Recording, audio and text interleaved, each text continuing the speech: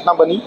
આને ધ્યાને લઈ તકેદારીના ભાગરૂપે રાજકોટ શહેર પોલીસને હાઈ એલર્ટ મોડ ઉપર રાખવામાં આવેલ છે અને તમામ પોલીસ સ્ટેશનોને સૂચના કરી દેવામાં આવેલ છે કે થાણાનું મેક્સિમમ સ્ટાફ જે છે ફિલ્ડમાં રહે અને ઇન્ટેન્સિવ વ્હીકલ ચેકિંગ કરે અને નાકાબંધી કરી દેવામાં આવેલ છે અને ત્યાં એન્ટ્રી એક્ઝિટ પોઈન્ટ્સ ઉપર વ્હીકલ ચેકિંગ ચાલુ છે। આ સિવાય જે પણ સિટીના ક્રિટિકલ અને વાઇટલ પોઈન્ટ્સ છે અને ભીડભાડવાળા એરિયા જેમ કે bus stand, railway station, airport ઇત્યાદિ છે ત્યાં QRT, BDDS, ડોગ સ્ક્વોડ અને SOGની ટીમો દ્વારા ચેકિંગ હાથ ધરવામાં આવેલ છે અને આ સિવાય તમામ જે શહેરવાસીઓ છે એને હું અપીલ કરવા માગું છું કે જ્યાં પણ આપની આજુબાજુમાં બિનવારસી સ્થિતિમાં કોઈ વ્હીકલ અથવા કોઈ પણ સામાન પડ્યો હોય તો તરત જ પોલીસ કંટ્રોલ રૂમને જાણ કરવી જેથી સમય રહેતે પગલાં લઈ શકાય। સર કેટલા દિવસ ચેકિંગ ચાલુ રાખવામાં આવશે? આજની ઘટનાના ધ્યાને લઈને આજ રાત્રે કોમ્બિંગ નાઇટ આપી દેવામાં આવેલ છે અને આવનાર દિવસોમાં પણ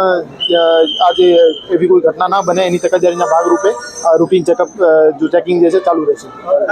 ભીડભાડવાળા એરિયા છે જ્યાં આવી કોઈ સંદિગ્ધ વસ્તુઓ દેખાય છે અથવા સંદિગ્ધ માણસો હોય છે મળી શકે છે તો ત્યાં SOG અને બાકી ટીમો દ્વારા કડક ચેકિંગ હાલ ચાલુ છે।